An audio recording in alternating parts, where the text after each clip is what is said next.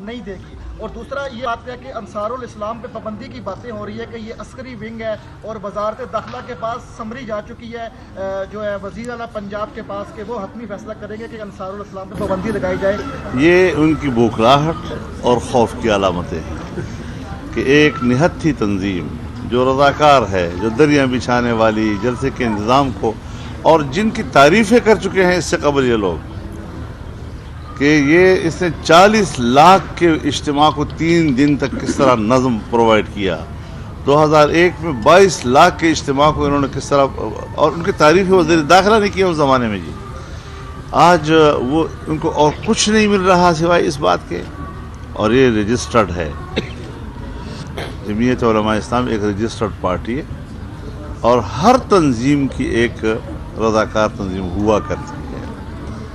اب اگر آپ کسی پارٹی کو نیچا دکھانے کے تمہیں کچھ نہیں مل رہا تو بے گناہی کو جرم بنا دیتے ہو.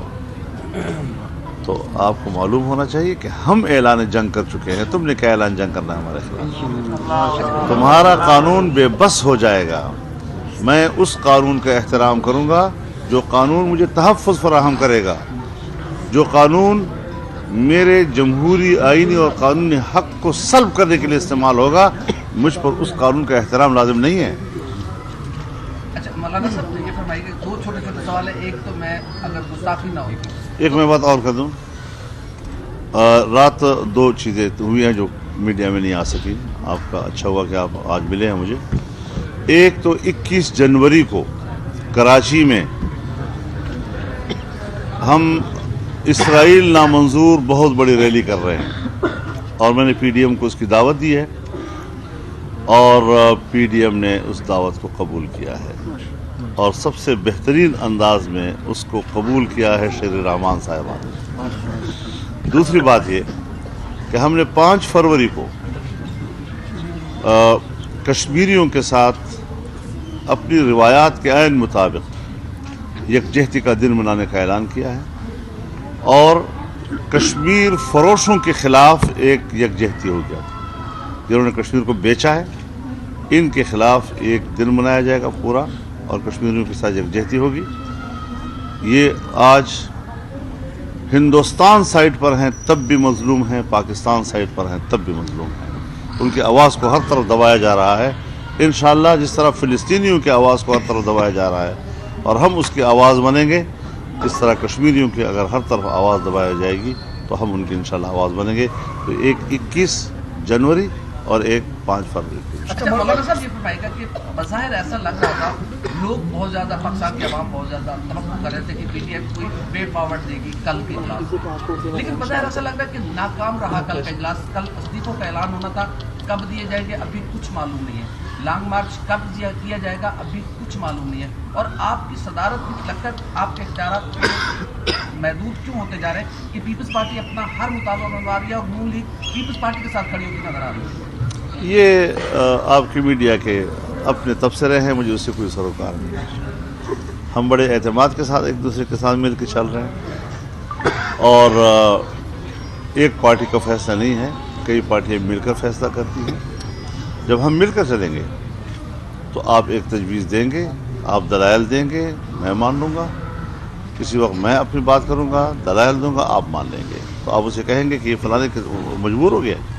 ایک مشاورت کا نظام ہے ہمارا اور اس مشاورت کے نظام کو اسی معیار پہ پرکھنا چاہیے.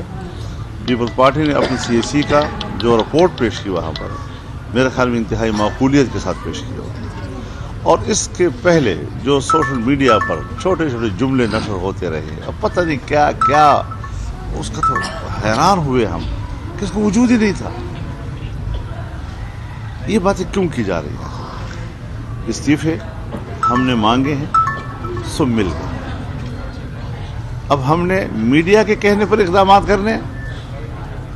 پھر آپ کو پتہ ہے ہم اس سے پہلے آپ کی موجودگی میں اعلان کر چکے تھے کہ 31 جنوری تک ہم استعفے کے لیے مہلت دے رہے ہیں. سو 31 جنوری تو آیا نہیں ہے، 1 مہینہ باقی ہے بیچ میں. جب وہ تاریخ گزرے گی تو اس کے بعد پھر لانگ مارچ کی بات ہوگی نا. اس کے بعد پھر یہ ہوگا کہ استعفے پیش کرے اور کب پیش کرے اور کس طرح پیش کرے. تو جب وہ مرحلہ ابھی آیا ہی نہیں ہے اور اب 1 مہینے پہلے مجھ سے فیصلے مانگ رہے ہیں اور پھر یہ بھی الزام لگا رہے ہیں کہ یہ تو پیپلز پارٹی کی سوچ تھی تو آپ مان گئے, تو یہ مسلم لیگ کی سوچ تھی تو آپ مان گئے. میرے خیال میں اس کو اس طرح تعبیر کرنا یہ صحافتی اصولوں کے بھی خلاف. اچھا مولانا صاحب یہ بتا دیں کہ کیا پی ڈی ایم حکومت گرا دے گی؟ اگر گرائے گی کب گرائے گی؟ کوئی مہینہ بتا دیں, کوئی سال بتا دیں کب حکومت جا رہی ہے؟ اور اگلا وزیر اعظم کون ہوگا؟ کیا آپ ہوں گے, یا مریم ہوگی, یا بلاول ہوگا؟ یہ تو اللہ سے پوچھ لو, اللہ سے کرنے کا سوال ہے.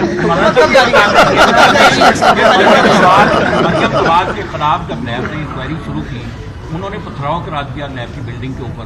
آپ کو جب سوال نامہ دیا گیا, آپ نے کہا میں کارکنوں کے ساتھ جو ہے وہ پیش ہوں گا. تو اداروں کو ادارہ نہیں ہے, یہ انتقامی ادارہ ہے, یہ ایک کٹ پتلی ادارہ ہے.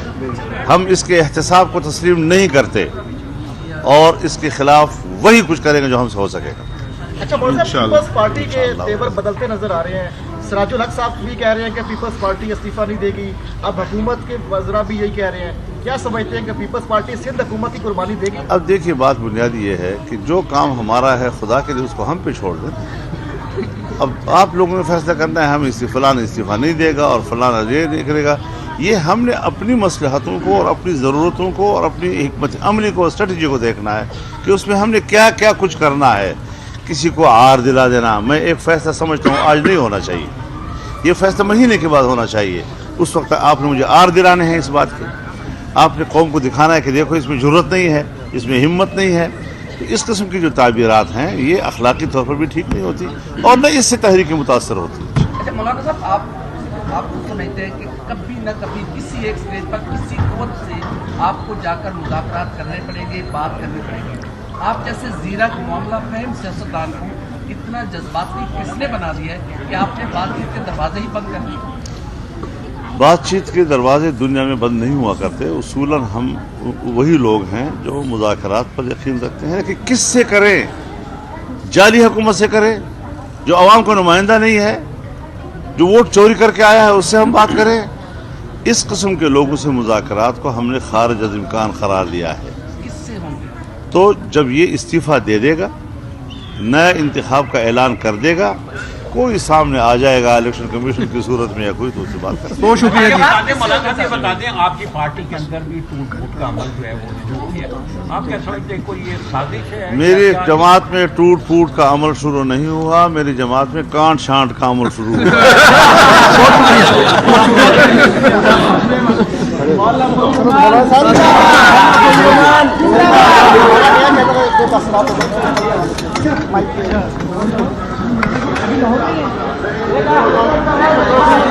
آج میرا چھوٹا ویر رہ گیا ہے, ایک کو سوال سے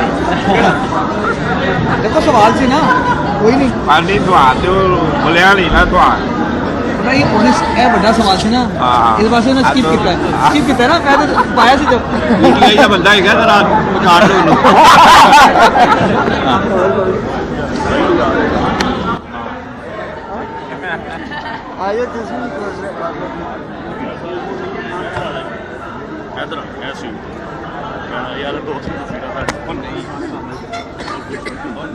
اپنی دلوائی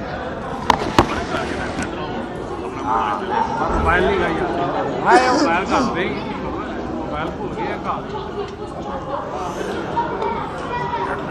یار چھوٹے بھائی